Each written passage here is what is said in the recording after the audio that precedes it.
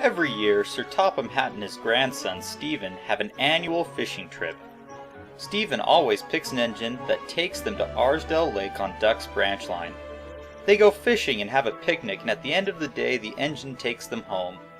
All of the engines want to be chosen for the annual fishing trip.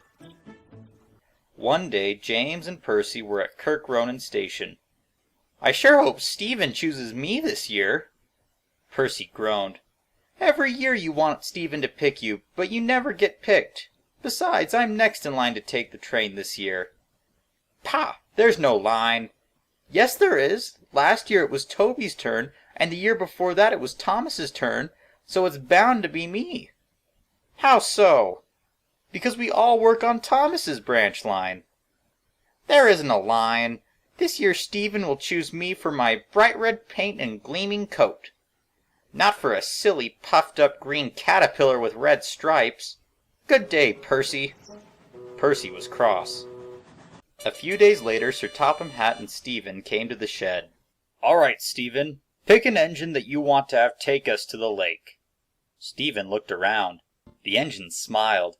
Each of them wanted to be chosen. I want James to take us." James smiled from buffer to buffer. Percy was very cross. So were the other engines. "And I want to ride in Annie and Clarabelle too." "I'm sorry, Stephen, but Thomas needs to use those coaches." Stephen looked sad. "Don't you worry, Stephen. Those coaches aren't that great. We'll get some that are even better." Stephen smiled. Then Sir Topham Hatt and Stephen climbed aboard James. James left as the other engines watched with envy. Thomas and Percy were very cross.